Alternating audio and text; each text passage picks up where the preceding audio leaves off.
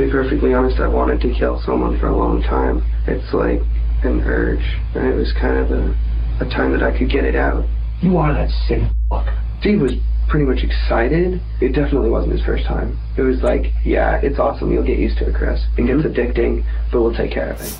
When an inconceivably brutal crime rocks the small town of Mount Vernon, New Hampshire, police and residents alike are desperate to stop the monsters before they can strike again. But as the haunting case begins to unravel, they soon realize that no one could have prevented the truly evil acts that were about to be set in motion. As it would turn out, a group known as the Disciples of Destruction would stop at nothing to make their twisted dreams of violence, horror, and gore a sick reality. And yet, not everything went according to their plan. The killers soon learned that one of their victims was actually still alive. I'm one of those type of gentlemanly chivalry sort of guys that you don't even hit girls, let alone go out and treat them badly. If the girl's in the hospital, obviously she probably got injured or something. Chris, it's funny you should mention that, because I want to let you know she is going to survive, fortunately. That's good. Yeah, that is real good. Home to around 2,000 people, Mount Vernon is most notable for its quaint and quiet reputation. With little to no crime, it was never expected that the tranquil town would be the setting of one of the most shocking murder cases that the nation has ever seen. Among the community lived the Cates family, including 42-year-old Kimberly, her husband David, and their daughter, 11-year-old Jamie. They resided among a beautiful neighborhood located on Trow Road, where the growing forestry made for a peaceful stretch of land. Kimberly was a pediatric nurse and David was an engineer. But the most fulfilling job that the two shared was being parents to the bright and outgoing Jamie. They were a happy family, but sadly, they could not have foreseen the horrors that were in their near future. It wasn't uncommon for David to travel on occasional business trips, leaving Kimberly and Jamie at home, but he'd installed an alarm system inside of the house that would contact the local authorities in the unlikely event of an emergency. And to further their peace of mind, Kimberly had also made an agreement with one of their neighbors, promising to keep an eye on each other's property. Although, due to the town's low crime rate, the idea that residents of Trow Road could be targeted victims of crime was never considered. Before David left for his trip on Saturday, October 3, 2009, the house's alarm system had unexpectedly malfunctioned, rendering it inoperable.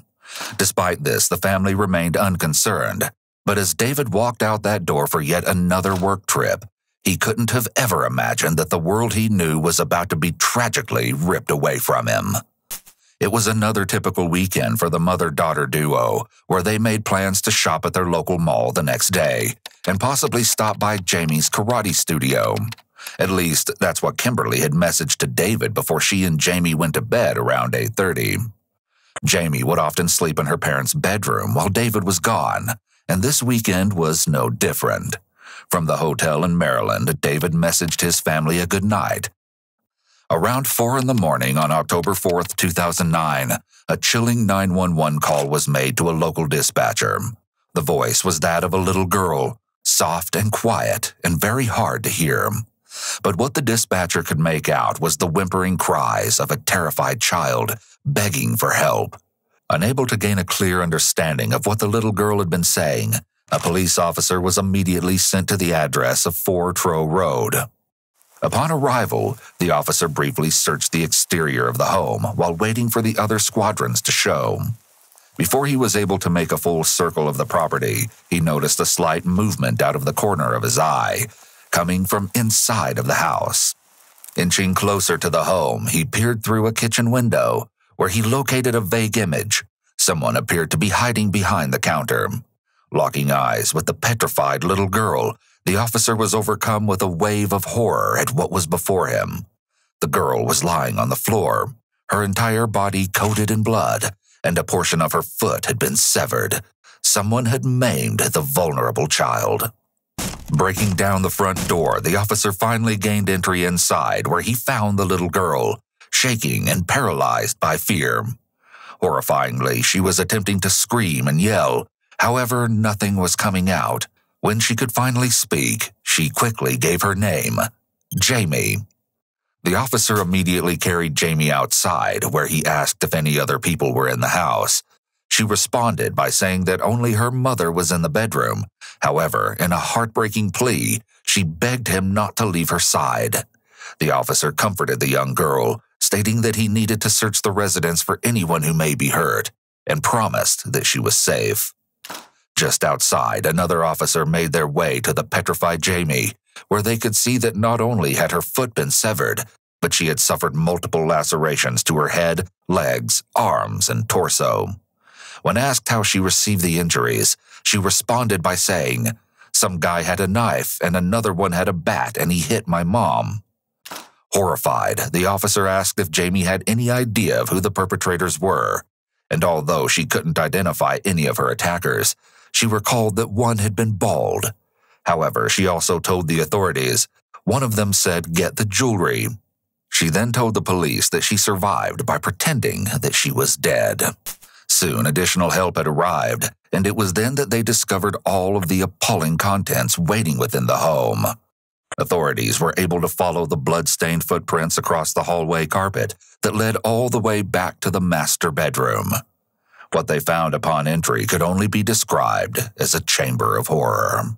Not a single member of law enforcement could fathom the massive amounts of blood that had encompassed almost every inch of the room.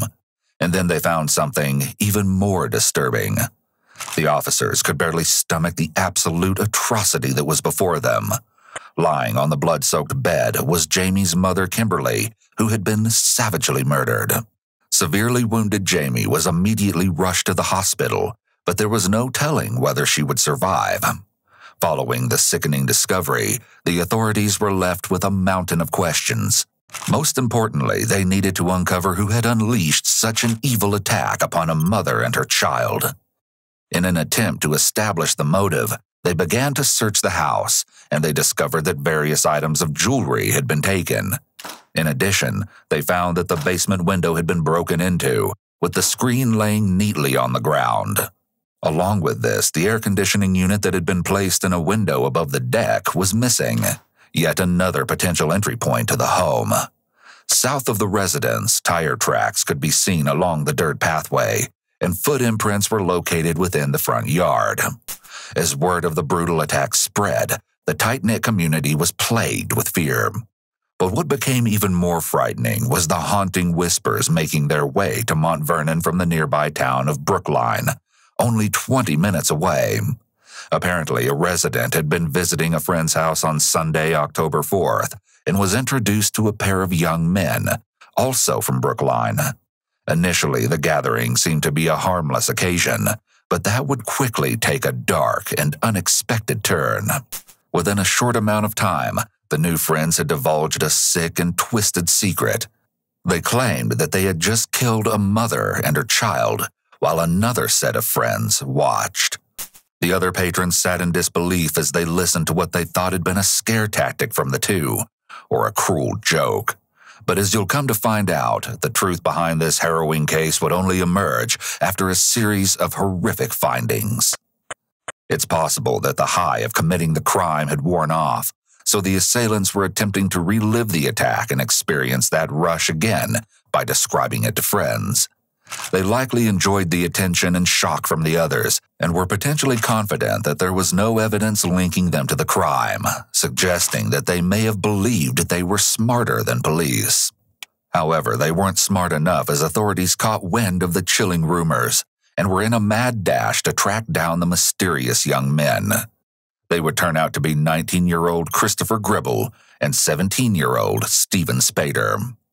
One day after the horrific crime, they were each brought in for questioning. It was rather odd that Christopher, of all people, had been asked to talk with the police, considering his background. A longtime Eagle Scout, Christopher was a proud member of the Mormon Church and was working towards his goal of becoming a missionary. He'd been homeschooled from an early age, where his parents worked tirelessly to instill the proper values. This had also coincided with Christopher's time in the Boy Scouts, where he'd given back to his community, supposedly building a shed for the Brookline transfer station, a drop-off site for waste and recyclables. Although things weren't always as picture-perfect as they seemed. It was no secret that Christopher had struggled with the social portion of his life, where making friends became an almost impossible task. The few that he did have recalled his awkward demeanor and tendency to ramble during conversation. On top of this, social cues were somewhat of a foreign concept to the Eagle Scout, making for a rather difficult childhood. Human beings have a fundamental need to connect with other people. When someone is unable to or has great difficulty forming even platonic relationships, this can be a red flag for a personality disorder. Nonetheless, he carried on with his aspirations of one day becoming a Marine and enrolled in the U.S. Army Cadet Corps Group in Nashua, New Hampshire. There, he won the Academic and Good Conduct Honors Award. Unfortunately, the excellent student would find himself failing out of the training course in 2008. It was around this time that Christopher's friends and family noticed an odd shift in his behavior, and you'll soon find out exactly why that is. The date is October 5th, 2009, only one day after Kimberly's body has been found. The detective reads Christopher his Miranda rights before jumping right into the much-anticipated interrogation. The following never-before-heard interviews have been analyzed by a qualified team, including a licensed attorney, a licensed clinical psychologist, a former licensed professional counselor, and a licensed professional counselor. What time do you get up Saturday morning? Probably 10-something. Okay. Me and Steve had planned to go around and look at some yard sales. Okay. The pair of friends had supposedly visited a couple of local yard sales, but were unable to find anything worth purchasing. Following the unsuccessful shopping spree, Christopher drove Stephen back home. But this wouldn't be the last that they see of each other on this day. As you get closer to Saturday evening now, you guys making plans Saturday night, weekend night, you're going to go do something? We were going to just all chill like at Walmart or something. Mm-hmm. Who do you chill there with? Who usually hangs out with you guys? Me, Steve, Billy. Quinn's a friend of ours, but he couldn't get out that night. Okay. He tried and, he ended up having to stay home. Okay. Is that what you guys actually end up doing? Well, we went over to Walmart, but Billy, I guess, had stuff to do, so he didn't get there till later. When the detective questions Christopher about whether that's actually what they did, Christopher avoids answering the question directly, which is a red flag for possible deception. He may be trying to buy some time to think about what he should say. In addition, he mentions two new people, 17-year-old Quinn Glover and 18-year-old William Marks, also known as Billy, who'd been part of a friend group with Christopher and Stephen, although Billy and Christopher had only just met a week prior. You and Steve went to Walmart, and then Billy met up with you at some point? I think we did. I'm pretty sure it was this Saturday when we did. Okay. Christopher uses a selective memory statement of I think, and then a qualifier of pretty sure, which are additional red flags for possible deception. The event he's describing was only 2 days ago, so it's something he should remember and be certain about. He may realize that if he wants to play it off as though he has a bad memory, then he needs his memory to be poor on days that don't involve crime and murder. However, the detective will likely be able to confirm or deny Christopher's recount of events based on possible surveillance footage or eyewitness statements, which Christopher may be realizing now. And this is sometime around midnight that you meet Billy? Yeah. How long were you guys there beforehand? Well, we didn't stay completely at Walmart. To be honest, I didn't really put it to memory much. Yeah. I remember we were hanging out, but I don't remember doing much or anything. Someone who's being deceptive is more likely to give evasive answers. They want to leave open the possibility to change their story if needed, such as if a detective presents evidence that they were actually somewhere different than they said. If a suspect gives a definite alibi with no room for alterations, then it'll be much more difficult to adjust the story later on. In addition, Christopher may feel like he needs to be cautious about what he says in case one of his friends gives a different account. Next, he states that they made their way to another friend's house, 19-year-old Autumn Savoy. At Autumn's, Christopher recalls that they watched the popular show Dexter, and he begins to describe his fascination with the series. The basic principle, I think, is he's, addicted to blood and stuff. He really likes blood, and I guess he kills people, too, because of that, which probably sounds really bad in a homicide investigation saying we're watching that, but being honest, like, we find it really entertaining because he works as a blood expert for the police department. And he goes out when he finds people that they either can't get evidence on or somebody who's done something really incredibly evil, generally murderers, oddly enough. And he goes out and he kills them in this ritualistic fashion, but it doesn't really like show him killing them or anything. What comes off as somewhat creepy is Christopher's interest in the character and the fact that he's going into such detail about the show. It seems that he doesn't think this will make him look at all suspicious, even continuing to state that they watched several hours of the show before he and Steven slept in his car, which the detectives find to be rather odd. How come you guys didn't sleep in the house? There's only like 2 couches inside. Yeah. And so we just hung out in the car because it holds in heat pretty well. The pair had supposedly left Autumn's place around 7 or 8 in the morning before Christopher drove Steven back to his house. They met again later that afternoon at 1:30 and visited more local yard sales. It turns out that they were in desperate need of money, and, just as their luck would have it, Christopher stated that they were able to purchase a decent amount of jewelry for only $20 from one sale in particular. Now, we will find out exactly what they did with the newfound merchandise, while getting to meet our additional suspect, Steven. The detective asks similar questions to that of Christopher's interrogation, where Steven gives the same story. I just went downstairs and discovered that someone at the mall, you and somebody else went down there and pawned some jewelry. Is that right? I didn't. My friend did. Chris did. Chris did. You were with Chris and you guys went there. Mm-hmm. Somebody recognizes you as being there. Okay, I was there. Okay. We went down to go pawn some stuff at the jewelers. I don't know why that's illegal. No, it's not. No, part of what we've done, I'm trying to create a timeline of where you were so we can talk. Okay. You told us, what was it, 1, 2 o'clock in the morning, you said you were at Walmart on 101A in Amherst. But we're going to go back. We're going to check that. Okay, he says he was here. He was there. Okay. When a suspect acts defensive, such as Steven is doing here, this can be a red flag for deception, but his age may be a factor in his behavior. The logical part of the brain, known as the prefrontal cortex, isn't fully developed until around the age of 25, and even a few years later for men, which can partially explain why teenagers and children tend to act based on their emotions rather than thinking things through. It's also possible that Steven sees the interview as a big inconvenience for him. Well, what did Chris pawn? At least he had some new gold necklaces. I didn't really look at it. He told me it was worth money, and I needed money for weed. Mm-hmm. To be honest with you. Okay. How many necklaces do you remember? We had like two or three. Like $130 worth of gold. Christopher and Steven had only recently become friends again, after previously meeting during their time in the Boy Scouts. Years later, they would somehow reconnect, bonding over the same interests, and Steven, just like his friend, had grown up with issues of his own. As Steven's mother was allegedly struggling with addiction during her pregnancy, Steven tested positive for illegal substances upon his birth, but would go on to beat the odds and was adopted by a loving family at only 5 days old.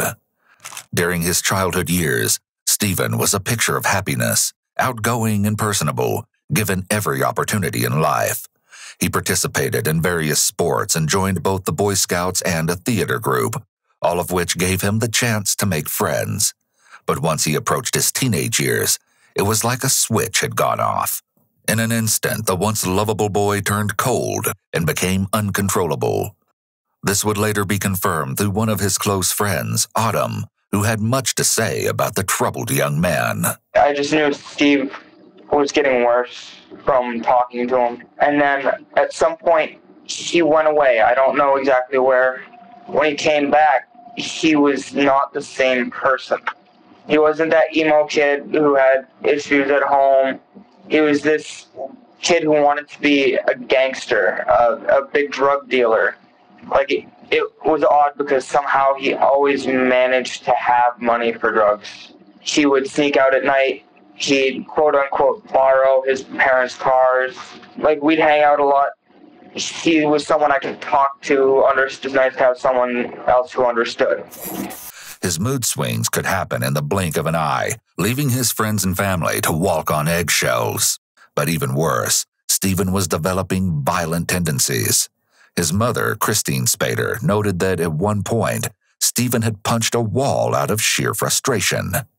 During a most memorable incident, Stephen and his father were having a heated argument, and the teenager, engulfed in rage, allegedly pulled out a knife. He started to associate with kids from different high schools, where he apparently joined a gang known as the Crips, although his father, also named Stephen, believed this to be nothing but teenage nonsense. In addition, he would take recreational and prescription drugs in order to help with his supposed anxiety. Stephen's parents grew increasingly worried about their rebellious teen and finally took him to see a psychiatrist in 2006. Stephen's behavior indicates that he was showing signs of having conduct disorder. Sometimes when behavioral problems are sudden and severe, like in Stephen's case, it occurs due to some sort of trauma or major stressor in the young person's life. And because Stephen was heading down such a dangerous path, his parents reportedly spent thousands of dollars in an attempt to help their son. However, he was eventually diagnosed with bipolar disorder and major depression. They would apparently go so far as to enroll him in an addiction treatment center, but were devastated to learn that he required a higher level of treatment than the facility could offer.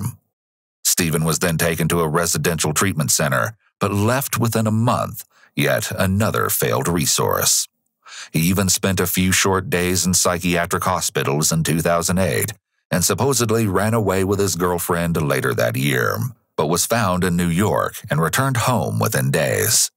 It seemed that there was nothing left to try, but the devoted parents would never give up on their child, although not a single thing could have prevented the heinous acts of the monster that was about to be unleashed. Back to early Sunday morning. There's no way that he could have been in Mount Vernon with He's not there. Chris and Billy? No. No? All right, well, I got some more information when I was downstairs. Yeah. Billy is basically giving it up. This may be an example of the prisoner's dilemma, in which Stephen now faces the decision of whether to confess or to stick with his story. If Billy says nothing and Stephen says nothing, it's possible that there is not enough evidence to tie them to the crime, and they'll face no punishment. However, if Billy has talked and implicated Stephen, it's possible that Stephen could face a harsher punishment if he doesn't give his side of the story. But if Stephen confesses his role and Billy has admitted his part as well, they will likely both be punished. The prisoner's dilemma is such an effective tactic because Stephen is separated from the others.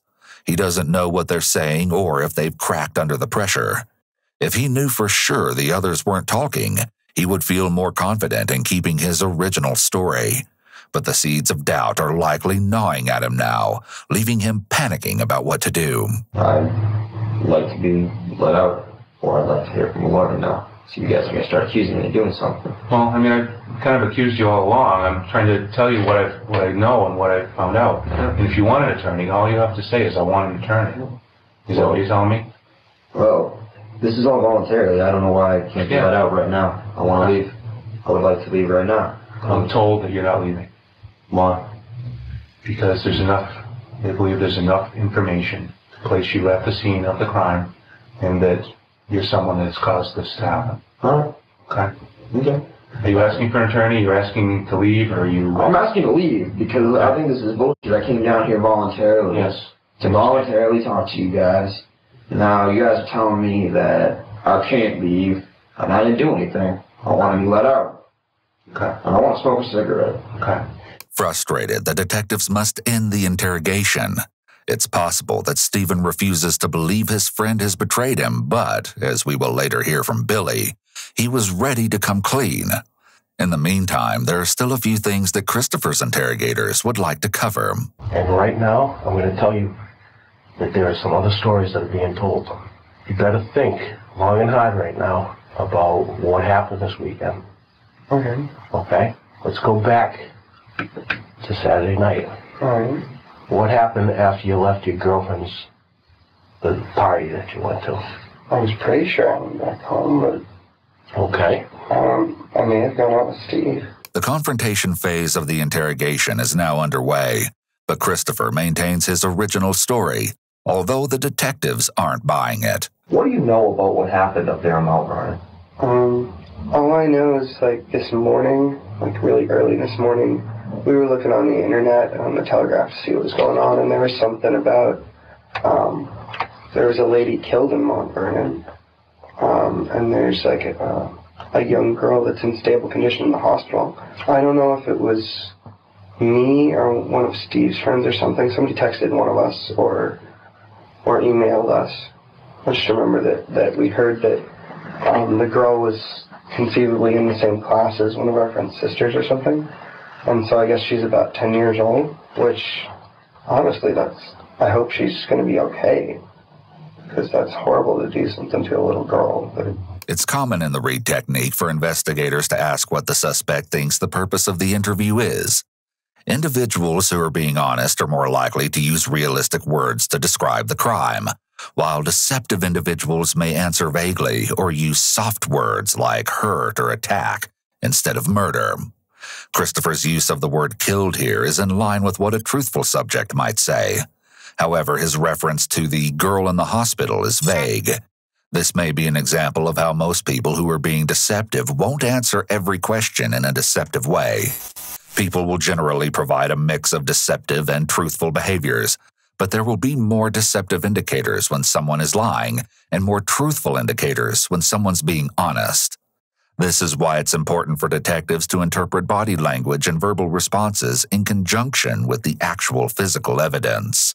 I mean, I know it sounds cold, but it wasn't a huge deal to me because I didn't know him. Although Christopher has not been formally diagnosed with antisocial personality disorder, it's always interesting when people such as psychopaths use language like this, because it shows their awareness of what empathy, or lack of, is, but also their ability to be manipulative. Assuming that somebody specifically tried to kill them, like, that rubs against my conscience personally. I'm one of those type of gentlemanly chivalry sort of guys that you don't even hit girls, let alone go out and treat them badly. Christopher's statement here may be what is known as a convincing statement. Individuals who are telling the truth don't usually feel the need to prop up their story with convincing statements about what a great person they are, because they know the facts are on their side. On the other hand, individuals who are being deceptive may use these sorts of statements to bolster their image and persuade detectives to believe them. If the girl's in the hospital, obviously she probably got injured or something. Well, Chris, it's funny you should mention that, because I want to let you know she is going to survive, fortunately. That's good. Yeah, that is real good, because it's real good because she deserves to be alive, and so does the lady, I'm sure. You know, but you know what else is good? It's good because she can ID the two people that That'd be were good. in the house. That'd be awesome. I hope you guys can do that. Yeah. Christopher's voice is slightly shakier, and he overall sounds less sure of himself here as the detectives attempt to break his confidence. And although Christopher states his relief that Jamie is expected to survive, he's likely panicking at the thought that she may be able to identify him. Let's say it was a robbery gone wrong. Mom ends up dead. The little girl ends up seriously injured. People involved in it. They're pretty nasty people. What do you think should happen to those people? Well, they should probably get sent to jail for the rest of their lives, or prison. I honestly don't know what's the difference between jail and prison. Although Christopher's response sounds okay at first glance, it's a red flag that he qualified his answer with the word probably. Most truthful individuals would provide a firm response in a situation like this. If the officers had doubt about his involvement before, then they definitely don't any longer. The thing that seems to have led you to me is the car. And why do you think that is? I don't know. Maybe a car like that was just seen in the area, and so you're checking out that lead. It's quite possible I was in the area. I could have been driving down that road right when it happened, which kind of scares me. Because what if they'd come out of the house and needed a getaway car and killed me for my car? That kind of makes me nervous. I probably won't drive around there too much anymore. This statement indicates that not only does he know the exact area the police are referring to, but he won't go there again. This may have been a slip-up on his part, as Christopher was likely trying to convince the detectives that not only was he not involved in the crime, but he could have even potentially been the killer's next victim. However, in doing so, he seemingly confirmed that he had been in that area. In addition, asking the suspect to elaborate on their knowledge of the evidence is a common way to get them talking, and a possible opening for them to make mistakes. Let's say you were on that road that night. Assuming I was, that scares me shitless. It should. Because not only does it make me a suspect, obviously, since you're questioning me, but that really scares me that somebody who was willing to attack, even if they were just trying to get out of the house, a woman and a little girl, of course they're going to attack me for my car. Like, I've never had my car jacked, but I've been scared of it sometimes. Apparently, while driving around on Saturday night, Christopher and Stephen traveled all the way to Mount Vernon. Christopher states that they eventually parked in a driveway down one of the back roads for a bathroom break, but he doesn't clearly remember where they were. Unsurprisingly, the detectives find this to be more than suspicious, but rather than confront Christopher just yet, they switch gears to a new topic: the gang. Stephen had recently formed the Disciples of Destruction, looking to achieve a sense of brotherhood along with financial prosperity. He recruited none other than Christopher, Billy, and Quinn, where the essential values of the group consisted of loyalty and violence, with the only way in being the commission of crime. The recruit would invade a house and dispose of anyone who may be inside. Seeing as Christopher was having trouble at home, he wanted more than anything to be part of something where he could freely express himself. Christopher had been accusing his mother of emotional and physical abuse for quite some time, claiming that she would allegedly pin him to the floor and pop acne on his back, spank him, and require him to carry a vacuum around the house. The accusations were never confirmed, but his mother did recall a time where she had spanked the child so hard with a wooden spoon that the utensil broke. She would later admit that she regretted losing her control, but has since denied any of the other allegations, and there is no evidence of them being true. Nonetheless, during his early teenage years, Christopher began to have dark and twisted fantasies about his mother, and wished that one day he would carry them out. Confessing his evil thoughts to a counselor at cadet camp, he supposedly stated his thoughts of wanting to cut his mother into pieces and listen to her scream like I screamed. The counselor, horrified at what they'd heard, immediately notified Christopher's parents. They were absolutely shocked at the confession and didn't wait long to bring Christopher in for a psychological evaluation.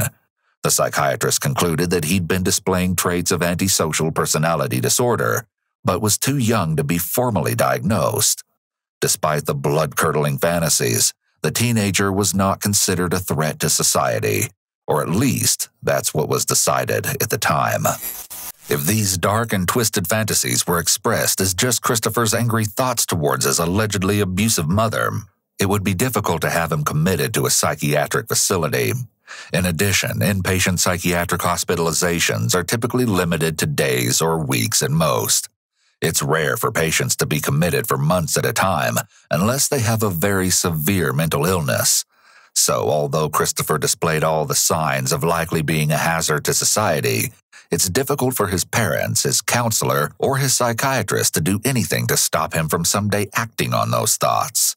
Sadly, in many cases, it's only when the person acts that measures are taken to prevent them from harming others again.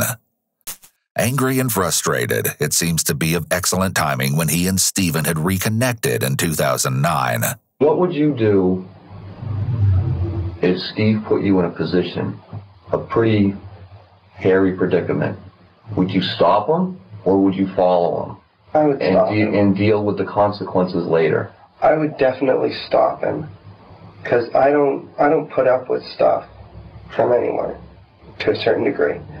If he's gonna smoke cigarettes and he's almost 18, I don't care. We're not talking smoking cigarettes. So yeah. We're not talking drinking beer if you're underage. No, I'm just using. I'm talking serious stuff.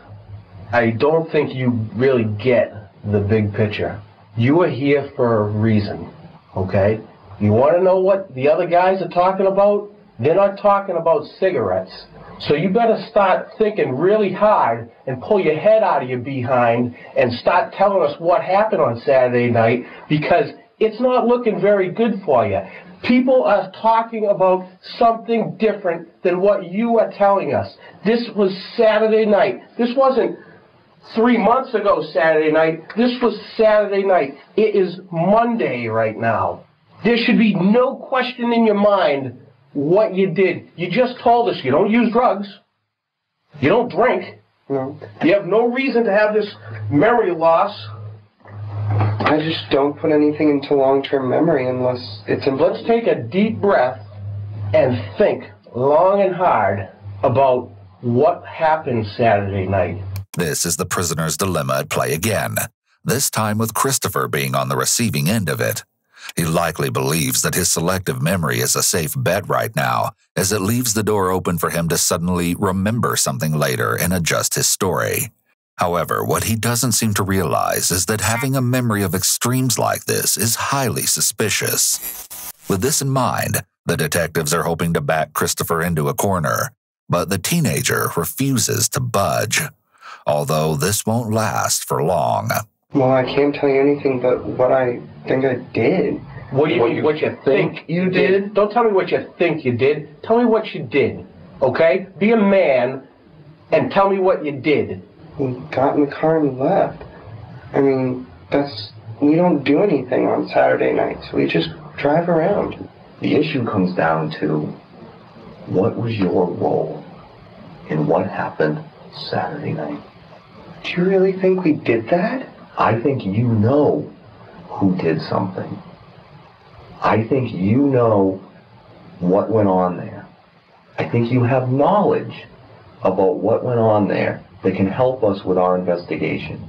Christopher's question stands out as a possible indication of deception. Someone who's being truthful is more likely to adamantly deny any involvement in a firm tone of voice. But Christopher's is weak, and his question is clearly lacking any actual denial. The detective is also using an alternative explanation that minimizes the suspect's role in the crime by asserting that Christopher has knowledge of it, but without accusing him of taking part in the act itself. You guys really think that we did it, don't you? You tell anyone you did it? No. No. You didn't tell anyone you did it. Why would you So if I told you someone is telling us right now that you told them that you cut that little girl's throat, that would be a lie. Yes. That would be a lie. I would never hurt a girl, let alone some little girl. That would be horrible. Stop telling us, Chris, about why you guys went into that house. Because right now, it isn't a question if, it's a question why. Stop talking, Chris. We were just driving around. Who? Just me and Steve. You and Steve. And what happened next? We drove around. We stopped maybe and took a break to pee, and then we got back in the car and drove around more. See, here's the thing, Chris. You feel like you're giving us just enough to explain away what you think we might know, or things that we might have. And you're thinking that that's going to be enough where later on you can say, well, I told you that. Well, I said that. Well, I can explain that. You do not know all that we know. No, Rest I'm telling you assured. what I know. Rest assured, you do not know all that we know. During the interrogation, one of the detectives has been stepping out of the room to retrieve information from the other interviews that are taking place with Billy, Quinn, Stephen, and Autumn. And little does Christopher know, his friends weren't as willing to conceal the truth. It's okay to tell the truth.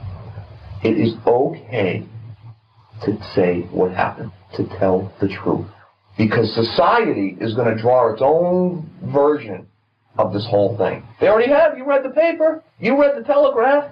It's just a paragraph online. Okay, if that's all you read, fine. But I bet in that one paragraph, you can sum up what the reporter's attitude about the whole thing is. There's some animal out there hacking people up, killing people in their own home in the middle of the night.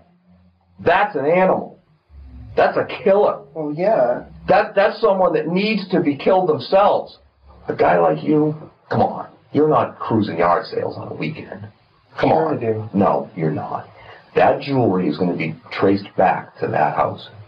And we're going to check the records of anything else you pawned off. Because you even said they take your name, your license number, all that information. How much of that other jewelry and those other goods that you pawned off are going to come back to other burglaries that were just that? Simple burglaries. You sneak in. The most I've done is I was like 9 years old. I tried to take a thing of Pokemon stickers from a KD Toys. Stop minimizing. Stop. We're not talking smoking when you're under 18. We're not talking stealing Pokemon stickers. We're talking murder. I don't do that. You may not have, but someone in that house did. And you were there. I was never in. You were there. Investigators again pose the alternate theory that gives the appearance of minimizing the severity of the crime. This is meant in part to keep the suspect talking and eventually willing to admit to something, and eventually the truth of their role in the crime.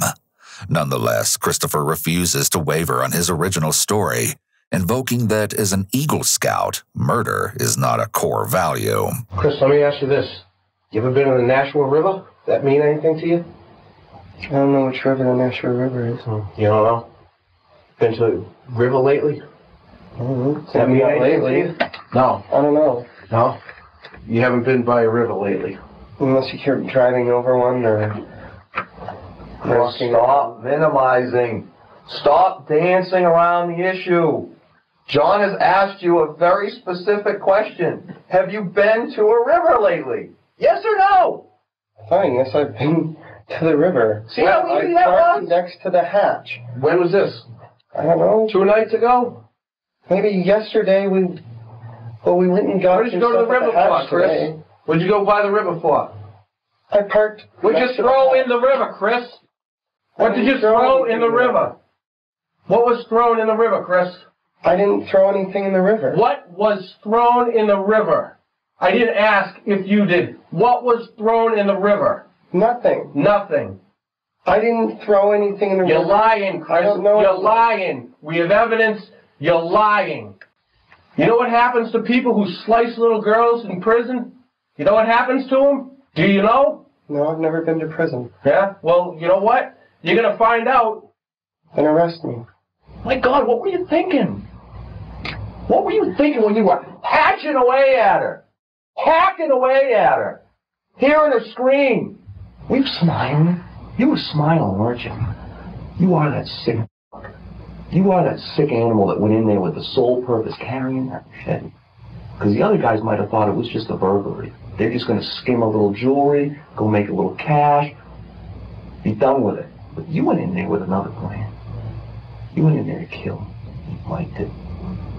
That rush, that adrenaline dump. You liked it. Till the lights came on. When reality hit. You saw the damage you had done. The detectives have shifted from placing the blame on Stephen to making Christopher the actual ringleader.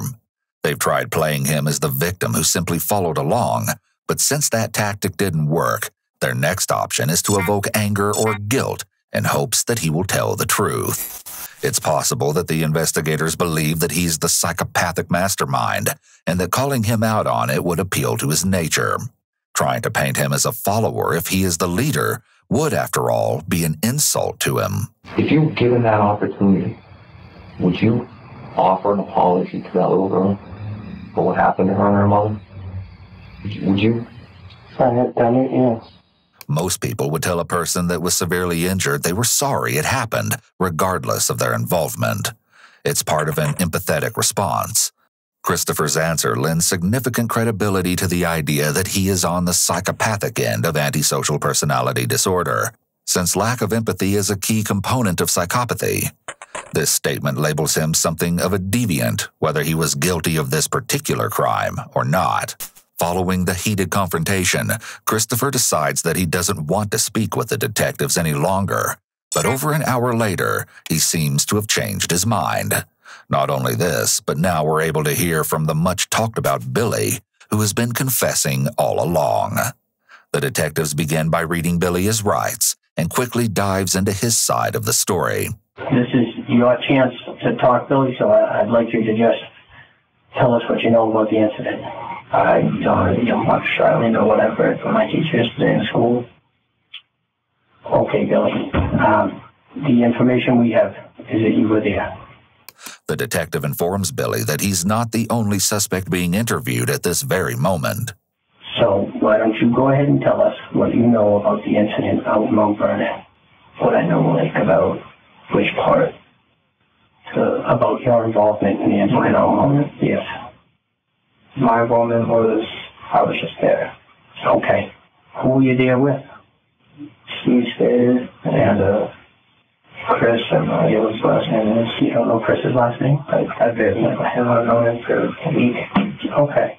Okay. And who else were you there with? Quinn Glover. Okay. Billy is minimizing his involvement by using the word just. This is likely an attempt to lessen his punishment and possibly any feelings of guilt. Given how quickly he admitted to being there, it's possible that he either felt compelled to clear his guilty conscience, or he's a person who succumbs easily to pressure. In addition, when more than one person is involved in a crime, a psychological phenomenon known as diffusion of responsibility occurs. This means that each person feels less responsible for the crime because the responsibility is shared. If Billy is being honest and saying that he was there but didn't actively participate in the attack, he may have justified the crime to himself because others were doing something much worse. I get a call or a text from Stevie saying that he's in the trailer park I live in. Yeah. And he wanted to meet up with me. He wouldn't tell me why or what or anything. So I'm like, whatever, why not? So I met him down the street. So you go and you meet Steve? Yeah. And who's with Steve at this point? I think it was just him. And was he on foot? Was he in a vehicle? He was on foot. Okay. And what happened at that meeting? He told me that we were going to Walmart to meet Chris. Apparently, Stephen had texted Billy around midnight. After meeting Christopher at Walmart, their next stop would be Quinn's house before heading off for the night. However, as we'll hear from Quinn himself, he wasn't all too thrilled to be joining the trio that night. Apparently, Stephen had informed him earlier that day of his plans to commit a robbery, whereas Quinn was a little apprehensive at the idea. Regardless, Stephen would ensure his friend's compliance and made his way to Quinn's house a little after 12 a.m. There were text messages, there were calls. I told Stevie that my dad had caught me going out, which I didn't even attempt yet. My dad was downstairs, so I said it very softly into the phone, but he said, "Your dad caught you?" And I said, "Yes." He said, "I don't care if your dad catches you. I don't care if you walk out the front door. You have to get out tonight." Eventually, Quinn agreed to go along and even brought an extra pair of gloves per Stephen's request. When did you end up in Mount Vernon? When? Yeah. Oh, I have no idea. No idea? I have no idea when we ended up in Mount Vernon. Okay. I just don't remember.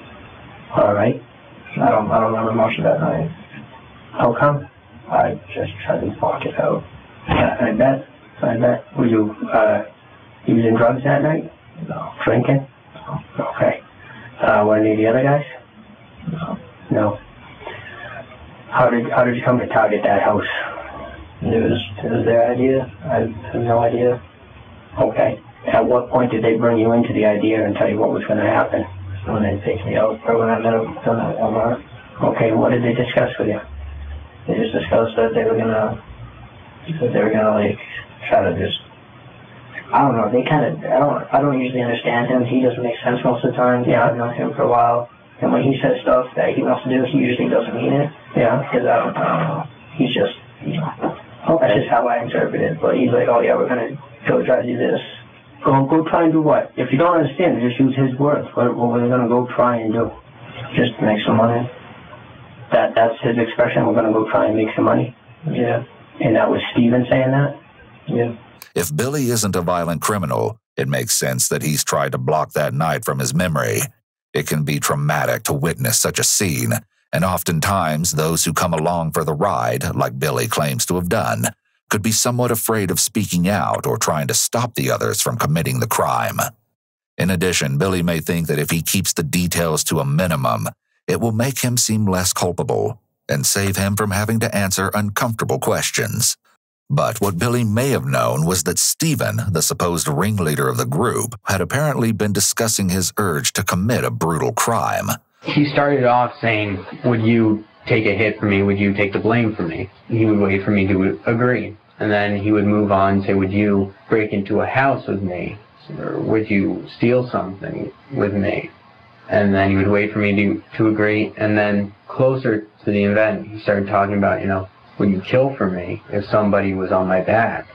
Next, Billy explains that Christopher had driven the group of 4 to the address of 4 Trow Road. They originally planned to burglarize the house next to the Cates, but abandoned the idea out of fear that it would be too big and confusing. Christopher dropped his accomplices off at the residence, but quickly drove off to find an appropriate parking spot, deciding on a house's long driveway down the road. Around 30 minutes later, he met the 3 back at the Cates' home to plan their entry. They couldn't figure out how to get in the house. That's basically what we were doing, trying to figure out how to get in. Okay. They said they got in. Now I was over standing somewhere, looking out, watching for people. Okay. And who came and said they got in? I don't know. It was dark, and I couldn't really see nobody, so I don't know who it is. Did you go into the house with them? Yes. There is a noticeable delay before Billy answers this question. When someone hesitates before responding, this usually indicates they're thinking about what to say. Since this was a simple question and he should have readily known if he went inside or not, the pause was likely due to him considering what would happen if he said no. He may have pondered if he would get in less trouble. However, Billy rejected this idea as he may have realized that the detectives already knew he was inside. So lying might make things worse for him. You're a little guy. How tall are you, Billy? I'm like 5'2". 5'2". How much do you weigh? 96 pounds. 96 pounds. Little guy that would be handy to have that cellar window, right? The opening there wasn't a big opening, right? For the cellar window? Did they lower you into the cellar window? Yeah. Okay. Next, we pick up with Christopher, whose confession is one of the most chilling that you'll ever hear. Steve and I are very similar. Steve and Spader. Both of us grew up with problems in our families. Technically, we're both sociopaths, legally, by neuropsychologists' declaration. There should be a paper in a scripture case in the top drawer of my black dresser that says as much. Okay. Sociopathy is not an actual clinical diagnosis, but rather a term that describes a set of personality factors. The terms sociopath and psychopath are sometimes used interchangeably and have many similarities, but there are a few key differences. Sociopaths may form some attachments to a select few people, while psychopaths are unable to have a genuine connection with anyone. Psychopaths are more likely to be calculating and appear charismatic, whereas sociopaths are more reckless and disorganized. Individuals with antisocial personality disorder may fit the description for sociopathy or psychopathy, but the official diagnosis would be antisocial personality disorder. Christopher's traits seem to heavily align with this disorder, which may not come as a surprise to everyone. Only days before October 4th, 2009, Christopher had sent a frightening message to his ex-girlfriend, Ashley Martin. "I've tried letting my nice side run things. It didn't work. Now the dark side of me will." Many people with antisocial personality disorder will describe having these two sides to their personality. They can be very charismatic and personable in many cases. However, it doesn't take much for the other side to emerge, which is often triggered by anger, stress, or if the person simply has a need to fulfill. A few days ago, we decided that we were still low on cash. We couldn't manage to get jobs, and we were going to try and get another robbery. We weren't sure when or how we were going to do it. Saturday morning, when I was with Steve, he told me that him and Billy had been cruising around and had found a house out in Mount Vernon that looked reasonable enough, that it was out in the middle of nowhere, and we were thinking we were going to go in there. When it was just me and him together in the car. You and him meaning? Me and Steve. Okay. In the car. He said, yeah, we're just going to go in there, grab some stuff. If anybody's there, we're going to kill them, have some fun. I agreed. We could do that. That sounded good. This strongly suggests that although Christopher did not know the victims, there was a conditional intent to kill if people were present in the house. However, premeditation doesn't require a certain period of time to form as an element of murder. Only enough time to form the intent, consider the crime, and then act. This can be as little as a few seconds. But this may not have been the only crime committed by Christopher and Stephen. Apparently on Sunday, September 27th, only 1 week prior to Kimberly's death, a robbery had taken place in Brookline right next to Stephen's house. The McNeil family had left for church at the same time they did every Sunday and returned later that afternoon. It wouldn't be until around 7:30 p.m. that they noticed their back door to the porch had been kicked in. Along with this, they discovered that various items of jewelry were missing, in addition to an iPod, a piggy bank, and several other valuables. Supposedly, Christopher had known the family quite well, as they attended the same church, and Stephen was also well acquainted with them on account of the family's close living quarters. Although it hasn't been confirmed, it is most likely the previous robbery that Christopher is referring to here. Billy was in on it too. He was all for it. We all had pocket knives. I had found a machete that my father owned, and Steve had mentioned he liked machetes, so I brought it along. Okay. And there's a Boy Scout knife, a straight knife, about 4 or 5 inches long. Okay. Thin blade. I liked it. It had a very nice handle, and it had a leather case that could go on your belt. Yep. So I chose that. We met up. Quinn was going to be on it too. Okay. Autumn was going to be our cover story. He said we'd get there whenever we told him. He'd say we were there from that time on. Okay. So that we had an alibi. This information clearly shows preparation for the commission of the crime of murder and goes to support premeditation. Christopher also has an interesting deviation from the story here, as the knife he had seems to hold just as much interest to him as the upcoming story. We looked around for a good entry point where we wouldn't make a lot of noise. We didn't see any alarm systems, so we figured we were probably set. All the doors were locked. We finally found one basement window we thought we could get Billy into if I could get it open. Yep. I used the black mechanical assist knife that I own to cut the screens. There were 2 screens between us and the window. And I tried to cut the frame out of the window, but ended up breaking the glass. At which point I basically bashed in the window, not the glass, but I managed to break it off of the handle that was on top holding it down. We couldn't get anyone else in any other way so far, and so we started sliding Billy in. Billy got in and was because he went over to the basement door and thought it was locked because he pushed on it instead of pulling. And so he was stuck in the basement and they were trying to get him out. Okay. Steve had the idea that we could take the air conditioner out. Okay. So I cut the panels off from around the side. Yep. And we moved the air conditioner over. Take note of Christopher's wording here. He asserts his superiority over Billy, who most likely had an emotional response and panicked, whereas Christopher believes himself to be someone that would never get locked in a room. Continuing with the course of events, once Stephen was inside of the home, he quietly made his way to the back door, where Christopher and Quinn were waiting outside.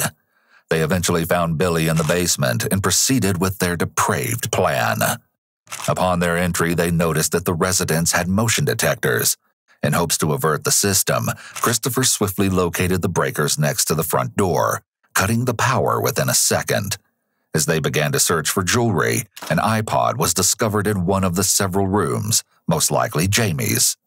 Using the iPod screen light to guide their way, Stephen led the sadistic pack towards the master bedroom, where Kimberly and her daughter were peacefully sleeping. When Stephen opened the master bedroom door quietly, he looked in, and he said that there are people, but we thought he said, there's no people. So he started to get a little bit relaxed and started talking. He started to quiet us down. And then he shined the light on the bed, and that's when they woke up. Okay. The mother said something like, Jamie, is that you? Stevie threw the light. He went around to one side of the bed where the girl apparently was sleeping. I started to circle around to the other side in case something happened. The mom sat up in the bed, started asking who was there, what was going on, tried to turn on the lamp and it didn't turn on. Yep. And when she did that, Steve started hacking at the bed with the machete. Okay. They started screaming because they heard something. Apparently he missed them mostly. But I heard him hit the mom. And so I dove in and stabbed her a few times in the chest. Steve was just hacking away. He totally lost it. I was controlled, but I didn't really feel much of anything. Yeah, okay. I thought I would, but I didn't. What were Quinn and Billy doing? They stayed by the door. Okay. They didn't do anything. All honesty, we did everything. The girl jumped up. I almost sensed her in the dark get up and jumped over her mother as Steve was hacking away, and she jumped right into my arms. Okay. I stabbed her once towards the face. Then I went for the front as I was swinging her around, and she got free of my hand and went flying into the glass door, knocked her head, stopped crying completely. Okay. I figured she was probably toast. Yeah. The mom was still gurgling and kind of breathing deeply. Steve just went at her. I was actually kind of scared of him. He just kept hacking at the bed, came over to our side and hacked at it some more. Yeah. And then went over and kicked the girl a couple times with his steel toe boots, and then hit her in the head with the machete. Or at least that's so he said he didn't aim for that. Yeah. I was backing off because I knew Steve was losing it. I could tell. Then he turned around. He looked like Jason from Halloween with the machete in his hand. And I told him, Steve, relax. It's just me. It's Chris. He was breathing hard and relaxed. And Quinn had the good sense to go turn the breakers back on and the lights on. Yeah. In fact, Quinn couldn't believe the horror before his eyes. When the mother woke up, she made a comment. She said, Jamie cried or something, you know. Then you covered your ears and ran. I didn't run, I walked. Walked out of the room, okay? That's because you knew what the purpose was to be there? I guess I didn't believe it was really happening. I was shocked that people were home. I was shocked that this was actually happening, and I walked down the hallway because I didn't want to face the reality. The mom was obviously not going to make it. The girl, I was pretty sure, wasn't going to. She was completely out there. There was blood all over the place. According to Christopher's description of Stephen's behavior, it seems that Stephen was experiencing a rage blackout, which is similar to those that people with anger management issues struggle with. The person often acts very primitively, as was the case with Stephen and how he brutally murdered Kimberly. Christopher's actions are calmer and more methodical. Evidence of this can go to show many things, among them a sense of self-control and understanding, which negates any sort of non-culpability defense. A court-appointed psychiatrist would be able to interview Christopher and easily determine that he understood the nature of his acts and knew at the time of the crime that they were wrong. However, he may have wanted to portray himself as remaining in control because he believed it made him look stronger compared to Stephen. For someone with antisocial personality disorder, they might see it as very negative to lose control, as they often view themselves as superior to others. Whether he lost it or not, the outcome of their twisted idea of fun was something beyond your worst nightmare. Horrifically so, Kimberly had been struck with the machete in the head and torso 36 times, while her daughter had suffered 18 severe wounds, including a punctured lung, a fractured elbow, a cracked skull, and a partially amputated foot. Following the murder, Quinn had unexpectedly turned the lights back on, forcing them to look at the disturbing scene. However, this may have given them even more of the gratification that they so greatly desired. And although the perpetrators were convinced that their work had been done, they underestimated just how strong that 11-year-old girl really was. Petrified, Jamie lay there on the blood-stained floor while her attackers stole a few pieces of jewelry before fleeing the scene. Pretending that she had succumbed to her injuries, Jamie was able to escape the cruel fate that they had so mercilessly tried to bring upon her. She was able to gather all of her strength and dial 911. When someone encounters a threat, they may stop all movement and sound in an attempt to hide from whatever the threat is, also known as the freeze response. The idea is that by drawing as little attention to themselves as possible, they may minimize the danger. In doing so, there's no doubt that Jamie showed an incredible amount of courage, and although it seems we've heard every blood-curdling detail from Christopher, Billy is suddenly rather hesitant to give the full story. You never go in that master bedroom. No. You never confront these people. No. Your knife was never used? No, not at all. All right. Did you ever, I know this is a tough thing for you, did you ever see the people? I don't want to talk about it. You don't want to talk about whether you saw them or not? Just that whole part. Billy's answers have been brief, and while not completely avoidant, they have been limited. This could be taken in one of two ways.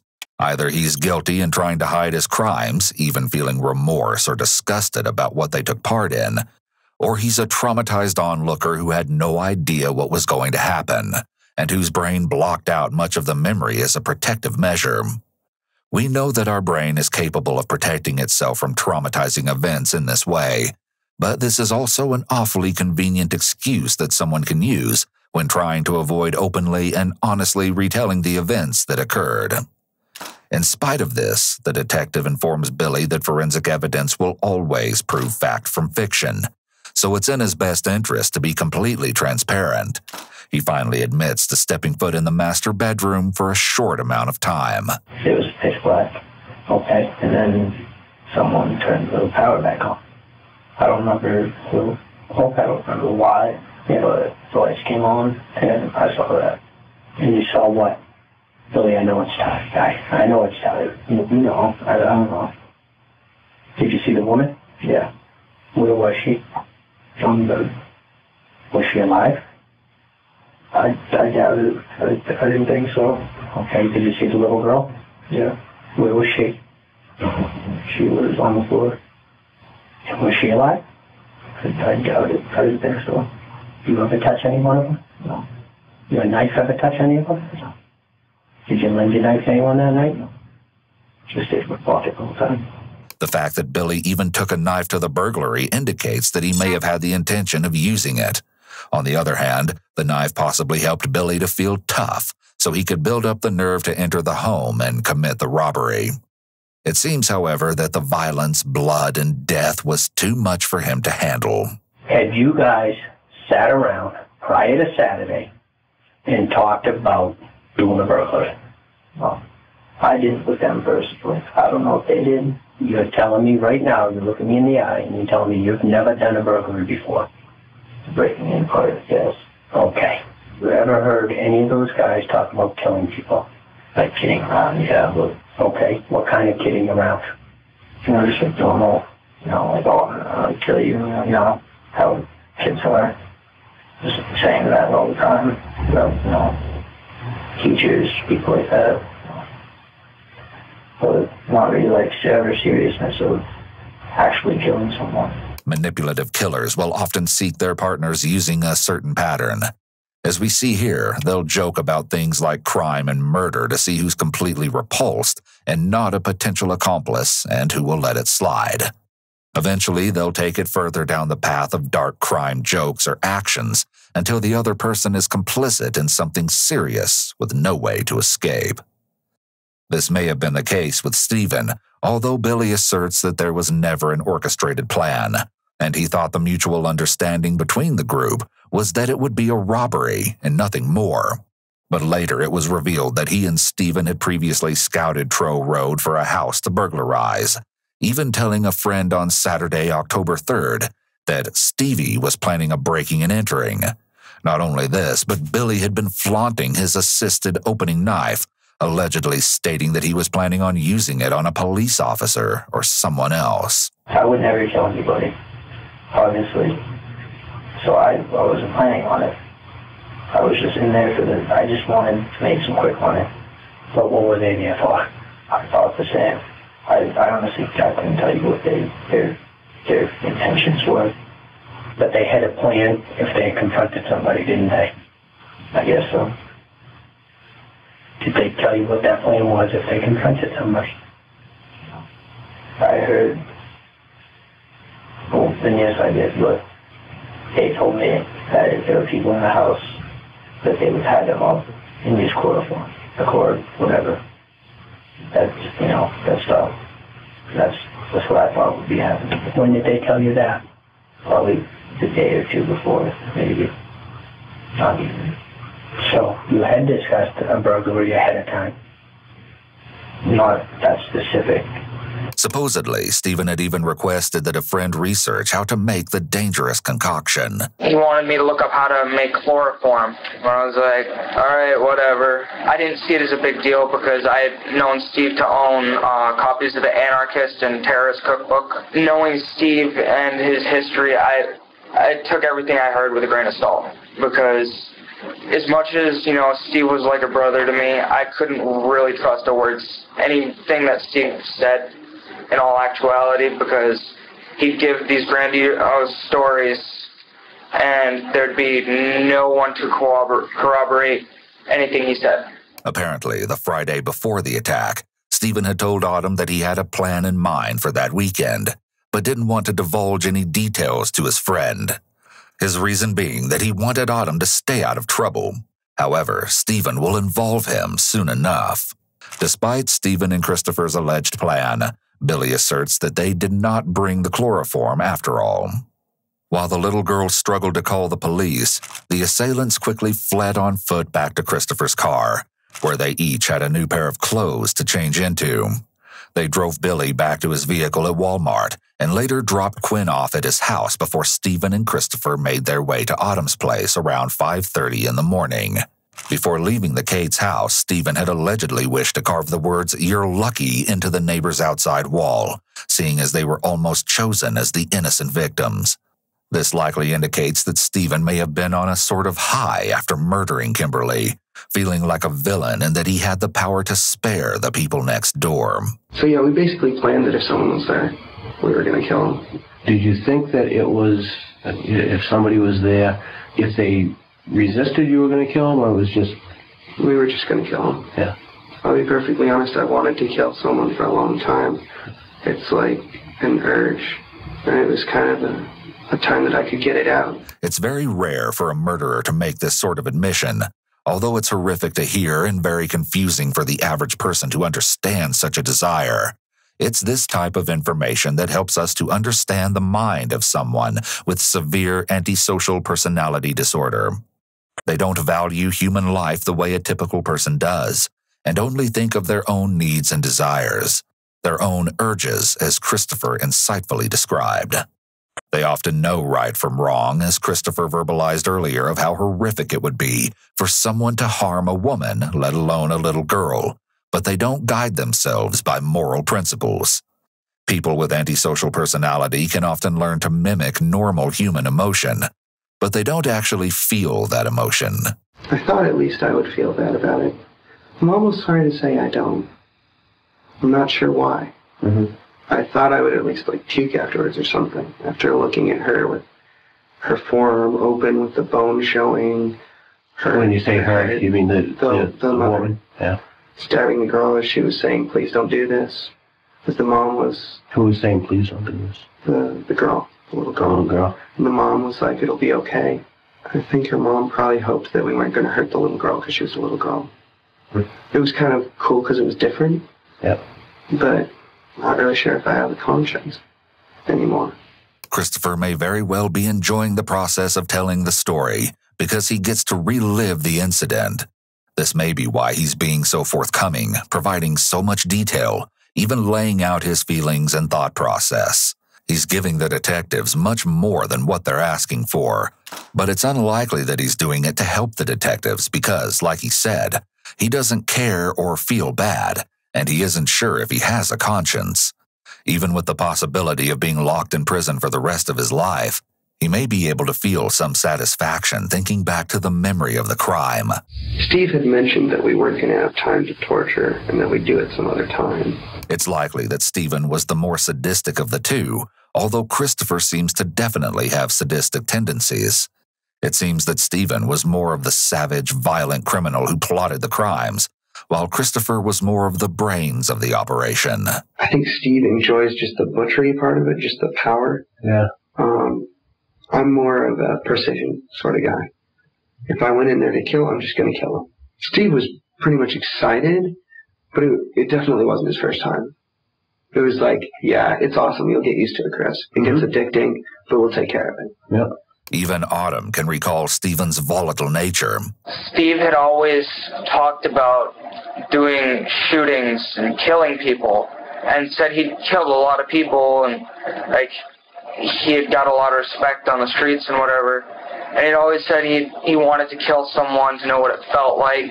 I never took it as anything more than, you know, the ramblings of a troubled kid. According to Autumn, Stephen had apparently proclaimed at one point, "You have no idea what I'm capable of." Steve had mentioned in the past that he wanted to kill his mom because there was a lot of animosity between them because she degraded him in his opinion. He was thinking very seriously and discussing with Chris Gribble about murdering his mother, Stephen's mother. This sort of obsession with murder and enjoyment of the act itself is common among people with severe antisocial personality disorder. Oftentimes, they'll commit murder as a means to an end, such as to obtain money or to avoid being caught if a victim lives and is able to identify them. It's less common when the person actually takes pleasure in the act of murder. This is often evidenced by the weapon that is chosen and the manner that the murder was executed. For instance, using a machete may indicate enjoyment of the process, since it involves closer contact with the victim and their death is prolonged. Using a firearm could indicate that the person simply wanted to kill the victim as quickly as possible, as it provides physical distance and often kills quickly. Steve had mentioned before that he's killed multiple people. He said this one wasn't his first mom and daughter job either, but we were in the driveway. It's possible that Stephen was lying about his alleged previous murders to impress the group. However, it may have also been a form of manipulation. He wanted them to feel confident that he'd already gotten away with murder before, so they could trust that he would make sure they got away with it this time too. Although Stephen's claims have never been confirmed, the fact that he would make such alarming claims is enough to shock you to your core. After the horrific ordeal, Christopher and Stephen made their way to Autumn's house around 5 in the morning, where the young man seemed to be unaware of what had just occurred. I was looking at him, and I was like, "What do you want?" And he's like, "Nothing, I'm just amped. I mean, I've got a massive adrenaline rush right now." I was like, "Why?" He's like, "Oh, we just killed 2 people." Like, he said it really nonchalantly. And being Steve and his stories previously, I was like, yeah, okay. You know, I didn't believe a word of what he said. Autumn was of the impression that they had committed a robbery and not a murder. However, as the attackers showcased their newfound possessions, he was more than willing to help dispose of the evidence. Chris grabbed the bag of clothes and was carrying it, and Steve and I knew the path pretty well because that's where we used to go and smoke weed. And so we went down there. Steve and Chris were trying to decide who was going to throw the stuff into the river. And Steve's like, "Autumn, why don't you just throw it in?" And I was like, all right. I was extremely disturbed as to the story which they were telling me. I became very, very nervous because from the detail, it just seemed to be incredibly real. Hoping to put some distance between them and the murder, they planned to burn the remaining evidence. But Autumn supposedly had the idea of throwing it into the Nashua River instead. Although, ironically enough, he would ultimately be the one to lead police directly to it. Although Autumn asserts that he had no previous knowledge of the intended crime, his story seems to contain a few holes. I was scared because, as far as I knew, I was sitting in a room with 2 murderers. Is that why you made jokes? That you're not smarter than a 5th grade? I make jokes because it helps me stay calm. And I was very scared. Those jokes didn't start occurring until after Billy had texted Steve saying that the little girl had survived. On Saturday, Steve had looked me in the face and said, "There are only 5 people who know about this. 4 of us who did it, and you. If it comes down to police showing up, we know you ratted. And I love you like a brother, but I'll kill you. I will kill you and anyone you care about." During his interrogation, Autumn jumped at the first opportunity to confess, showing where he, Stephen, and Christopher had thrown a black trash bag with a small jewelry box, an air conditioner screen, rubber gloves, a plastic bag with an insurance card belonging to David Cates, a red sweatshirt with Stephen's name, socks with Christopher's name, and several other items placed inside.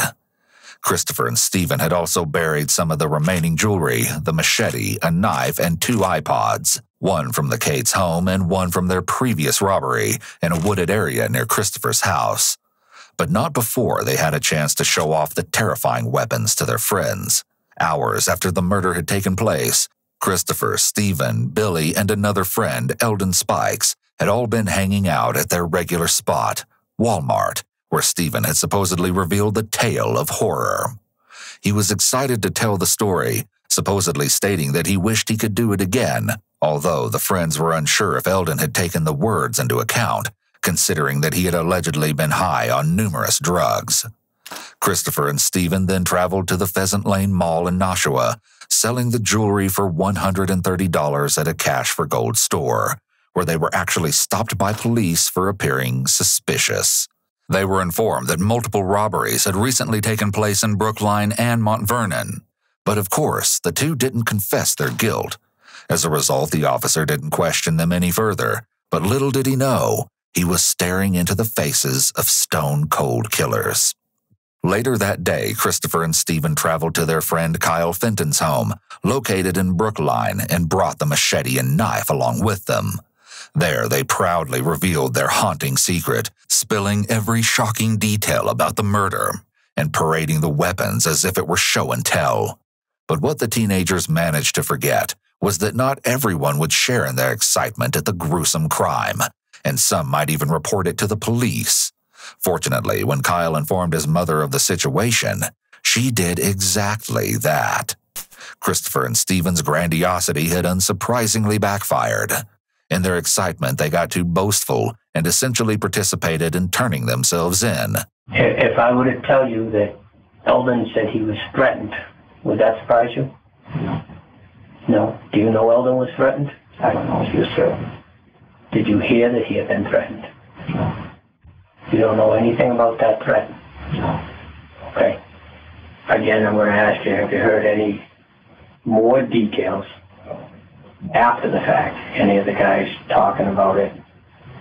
They seemed quite amused by it. They seemed amused by it. Who's they? Stevie and Chris. Stevie and Chris. Was Quinlan amused by it? I didn't really see him that much that night. Like, I didn't talk to him. He didn't talk to me. He didn't really talk much. What did they say that made you thought they were amused? They just laughing about it. They seemed to not really care. So initially you said it was just small chatter, but... Well, this was, yeah. After, in the house, they didn't really talk much. But afterwards, they said that, you know, I guess it was, they said pretty much it was like, it was fun. It was fun. Who said it was fun? Probably Stevie.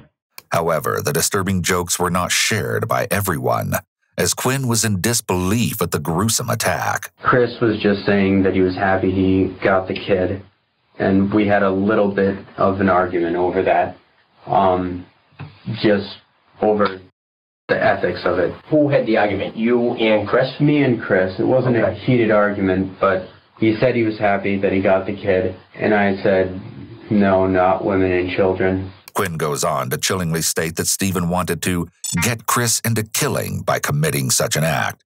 Unfortunately, the disturbing plan seemed to have worked. Stevie and Chris were just going back and forth about just having a rush. Did they say anything more specifically about what they had done? It was halfway down the dirt road. That's when Chris said he was happy he got the girl. Stevie was making the machete joke. I'm sorry, what was the machete joke? He was making a joke about, oh, she woke up to get hacked to death by a machete. Chris and Stevie were just very jovial in a rush.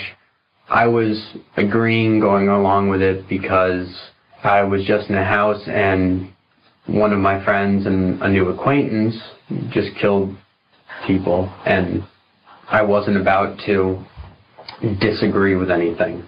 Billy said something about being put in the newspaper, And Stevie said something. He said, yeah, we're going to be in the paper, but not us. According to Quinn, Billy had wanted to be in the newspaper ever since he was a child, and given his crime, it seemed that it didn't matter how. Sunday night, the four criminals, along with Eldon, had been visiting at Quinn's house when the hangout suddenly turned volatile. Stephen, worried about Eldon's knowledge of the homicide, wished to dispose of the loose end. Unsurprisingly, Christopher was on board to commit yet another murder. But thankfully, Quinn stepped between the three and pleaded for Eldon's life. He assured his accomplices that not a word would be spoken of the incident, ultimately ending the confrontation. Billy, apparently either his friend or his friend, like, it was either one of Steve's friends or it was like Billy's sister or something like that. One of his friend's sisters goes to school, the same place that the little girl did. Mm-hmm. And so it's all around the school. And so we got on the online telegraph thing on Autumn's computer. Yep. And looked at it and found out the girl had survived. There wasn't a lot on there, but they gave me a really hard time. They were like, wow, Chris, you couldn't even kill a 10-year-old. Gave me a really hard time. Who's they? Steve and Autumn. Mm-hmm. Steve was like, at least I killed my... Christopher says this almost as if he wants the investigators to feel bad for him, rather than focusing on the fact that they just murdered a mother and brutally assaulted her child. Presenting Stephen in this way may be helpful to Christopher's case, although Stephen may or may not have said this. It's in Christopher's best interest to display Stephen as the more unempathetic and violent criminal. That way, Christopher believes he looks like a bit of a victim compared to his monster of a friend. On top of this, the other three apparently referred to Christopher as a murder virgin, as he was unable to complete the thrill kill. I'm kind of surprised she's alive. I'm not sure. I kind of wish she died for her sake, just because she's going to have to live with all that now. Give me a luck a little. If I'm going to kill someone, I'm going to actually do it so that they don't have to sit and live with a bunch of trauma. I've been through so much trauma, I don't want someone to go through that. Mm-hmm. So if I can just end it for them, then I would. This bizarre claim may all be a front. Christopher may feel a sense of failure because Jamie lived. He doesn't want to be viewed as weak, so he suggests that he's only disappointed for her sake when in actuality, it likely has everything to do with him and nothing to do with her. At the same time, Christopher is once again presenting himself as a victim. However, this couldn't be further from the truth. Following the chilling confessions, Billy had supposedly discussed with his dad the idea of selling his story to various media outlets, another indication of how heartless he was. In the end, Billy and Quinn were given plea deals for testifying against Christopher and Stephen. Billy pleaded guilty to conspiracy to commit murder, burglary, and first-degree assault, and sentenced to 30 to 60 years behind bars. In comparison, Quinn pleaded guilty to burglary, robbery, and conspiracy to commit burglary, receiving a sentence of 20 to 40 years. Autumn was eventually sentenced to a minimum of 5 years for hindering apprehension and conspiracy to hinder apprehension. In an unsuccessful attempt to avoid a first-degree murder charge, Christopher pleaded not guilty by reason of insanity.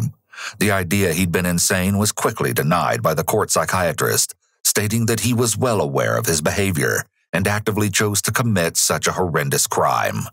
During his trial, Stephen appeared to not take the proceedings seriously when he made a shocking and unusual request to his attorney.